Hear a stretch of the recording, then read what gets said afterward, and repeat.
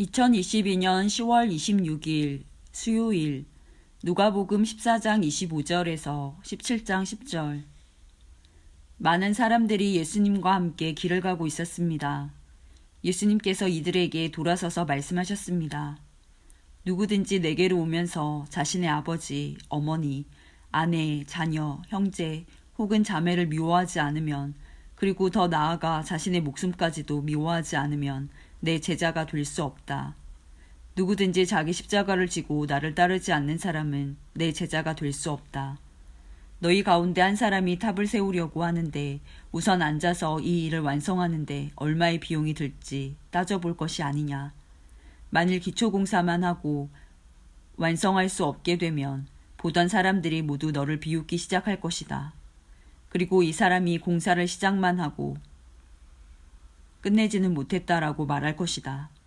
만일 어떤 임금이 다른 왕과 전쟁을 하러 나갈 때 우선 앉아서 10,000명 군사로 20,000명의 군사를 이끌고 오는 자를 이길 수 있을지 헤아려 보지 않겠느냐. 이길 수 없다면 아직 적군이 멀리 있을 때에 특사를 보내어 평화조약을 제의할 것이다.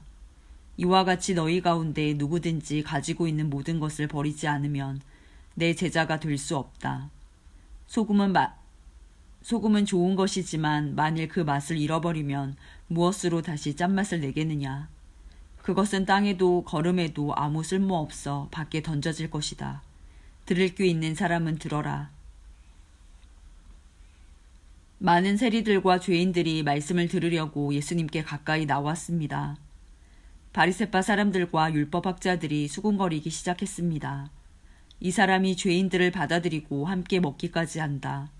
그러자 예수님께서 그들에게 이 비유를 말씀하셨습니다. 너희 중에 어느 사람이 양 100마리가 있는데 그 가운데 한 마리를 잃었다고 하자. 그러면 그는 99마리의 양을 들판에 남겨두고 잃은 양을 찾을 때까지 찾아다닐 것이 아니냐. 그리고 양을 찾으면 양을 어깨에 메고 기뻐할 것이다.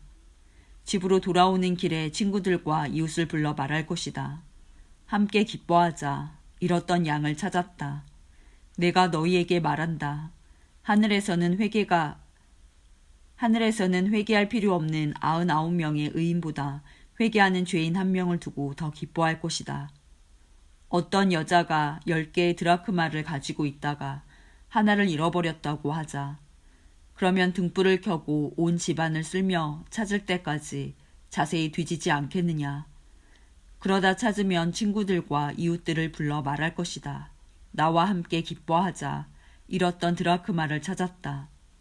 내가 너희에게 말한다. 이처럼 회개하는 죄인 한 사람을 두고 하나님의 천사들이 크게 기뻐할 것이다. 예수님께서 말씀하셨습니다. 어떤 사람에게 2 아들이 있었다. 그런데 작은 아들이 아버지에게 말했다. 아버지, 제가 받을 몫의 재산을 주십시오. 그러자 아버지는 재산을 2 아들에게 나누어 주었다. 며칠 뒤에 작은 아들은 모든 재산을 모아서 먼 마을로 떠나버렸다. 거기서 그는 방탕한 생활을 하다가 재산을 다 날려버렸다. 모든 것을 다 써버렸을 때 그 마을에 큰 흉년이 들었다. 그래서 그는 아주 가난하게 되었다. 그는 그 마을에 사는 한 사람에게 가서 더부살이를 하였다. 집주인은 그를 들판으로 보내 돼지를 치게 하였다.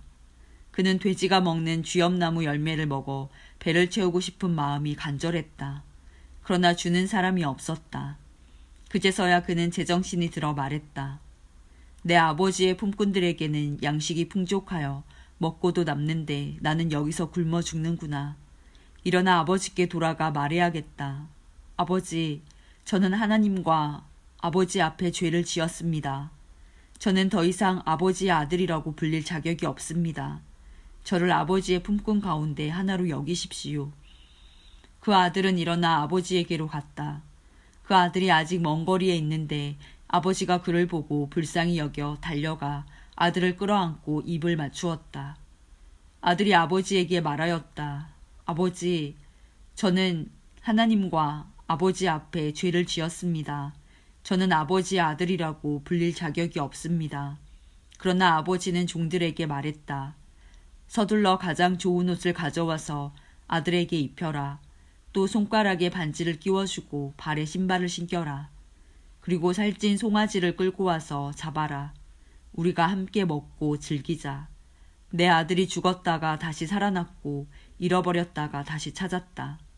그래서 그들은 함께 즐기기 시작하였다. 그때 큰아들은 밭에 있었다. 그가 돌아와 집 가까이 다가왔을 때 음악 소리와 춤추는 소리를 들었다. 그는 종 하나를 불러 무슨 일인지를 물어보았다. 종이 아우님이 돌아오셨습니다. 무사히 건강하게 아우님이 돌아왔기 때문에 주인 어른께서 살찐 송아지를 잡았습니다. 하고 대답했다. 큰아들은 화가 나서 집에 들어가려고 하지 않았다. 그의 아버지가 밖으로 나와 큰아들을 달랬다. 큰아들은 아버지에게 말했다. 보십시오. 저는 수년 동안 아버지를 섬겨왔습니다. 그리고 한 번도 아버지의 명을 어기지 않았습니다. 그런데 아버지께서는 한 번도 저를 위해서 친구들과 즐기라고 염소 새끼 한 마리도 주신 일이 없습니다. 그런데 창녀들과 함께 아버지의 재산을 다 써버린 아들이 집에 돌아오니까 아버지께서는 그를 위해 살찐 송아지를 잡으셨습니다. 아버지가 그에게 말했다. 아들아, 너는 언제나 나와 함께 있었으니 내가 가진 모든 것이 내 것이 아니냐. 내 동생은 죽었다가 다시 살아났고 잃었다가 다시 찾았으니 우리가 즐거워하고 기뻐해야 하지 않겠느냐. 예수님께서 제자들에게 또 말씀하셨습니다. 어떤 부자에게 재산을 관리하는 일꾼이 있었는데 이 일꾼이 재산을 낭비한다는 소문이 들렸다. 그래서 그를 불러다가 말했다. 내가 자네에 관해 들은 소문이 어찌 된 일인가. 더 이상 자네를 일꾼으로 쓸 수 없으니 자네의 일을 정리해 주게. 그러자 그 일꾼은 속으로 생각했다. 주인이 내 일을 빼앗으니 어떻게 해야 하나. 땅을 파자니 힘이 없고 국어를 하자니 창피한 노릇이구나. 내가 할 일을 알았다. 내가 이 자리에서 물러날 때 사람들이 나를 집으로 맞이하게 만들어야겠다. 그 일꾼은 주인에게 빚진 사람들을 하나씩 불렀다. 첫째 사람에게 물었다. 주인에게 빚진 것이 얼마요? 그가 올리브 기름 100말이요. 라고 대답하자 그 일꾼이 말했다. 당신의 문서가 여기 있으니 어서 앉아서 50말이라고 적으시오. 또 다른 사람에게 그가 진 빚이 얼마냐고 물었다. 밀 100섬이오. 라고 대답하자 그 일꾼이 말했다. 당신의 문서가 여기 있으니 80섬이라고 적으시오. 주인이 그 불의한 일꾼이 슬기롭게 행동하는 것을 보고 그를 칭찬하였다. 이 시대의 아들들이 자기 일을 처리하는 데 있어서는 빛의 자녀들보다 더 슬기롭다. 내가 너희에게 말한다. 불의한 재물로 친구를 사귀어라. 그러면 그 재물이 없어질 때 그들이 너희를 영원한 곳으로 맞아들일 것이다. 아주 작은 일에 충실한 사람은 많은 것에도 충실하다. 아주 작은 일에 충실하지 못한 사람은 많은 것에도 충실하지 못하다. 그러므로 너희가 불의한 재물에도 충실하지 못하면 누가 참된 것을 너희에게 맡기겠느냐. 너희가 다른 사람의 것에 충실하지 못하면 누가 너희 몫을 너희에게 주겠느냐. 그 어떤 종도 두 주인을 섬길 수 없다. 한 편을 미워하고 다른 편을 사랑하든지 아니면 한 편에게는 충성을 하고 다른 편은 무시하든지 할 것이다. 너희는 하나님과 재물을 함께 섬길 수 없다. 돈을 좋아하는 바리새파 사람들이 이 모든 것들을 들었습니다. 그리고 예수님을 비웃었습니다. 예수님께서 이들에게 말씀하셨습니다. 너희는 사람들 앞에서 스스로를 의롭다고 한다. 그러나 하나님께서 너희의 마음을 아신다. 사람에게 존경을 받는 것이 하나님께는 미움을 받는 것이다. 율법과 예언자의 때는 요한까지이다. 그러나 요한 이후부터는 하나님 나라의 복음이 전파된다. 모든 사람이 그 나라에 들어가려고 힘쓰고 있다. 율법의 작은 글자 하나가 떨어져 나가는 것보다 하늘과 땅이 없어지는 것이 더 쉬울 것이다. 자기 아내와 이혼하고 다른 여자와 결혼하는 사람은 누구나 간음죄를 짓는 것이다. 남편과 이혼한 여자와 결혼하는 사람도 간음죄를 짓는 것이다. 예수님께서 말씀하셨습니다. 어떤 부자가 있었다. 이 사람은 언제나 가장 비싼 옷을 입고 매일 호화스럽게 살았다. 한편 그 집 대문 앞에는 나사로라는 한 가난한 사람이 누워 있었는데 몸에는 부스럼투성이었다. 그가 부자의 식탁에서 떨어지는 부스러기로 줄인 배를 채우기를 원했다. 심지어 개들이 와서 그의 부스럼을 핥았다. 어느 날 그 거지가 죽어 천사들에게 이끌려 아브라함의 팔에 안겼다. 부자도 죽어 땅에 묻혔다. 부자는 지옥에서 고통 가운데 있다가 눈을 들어 보았다. 멀리 아브라함이 보이고 나사로가 그의 품에 안겨있는 것을 보았다. 그가 소리쳐 말했다. 아버지 아브라함이여, 제게 자비를 베풀어 주십시오. 제 혀를 적실 수 있도록 나사로의 손가락 끝에 물을 찍어 제게 보내주십시오. 제가 이 불꽃 가운데서 몹시 고통을 당하고 있습니다. 그러나 아브라함은 말했다. 얘야, 내가 살아있을 때에 좋은 것을 마음껏 누렸고 나사로는 온갖 나쁜 것을 겪은 것을 기억하여라. 이제 나사로는 여기서 위로를 받고 너는 고통을 받는다.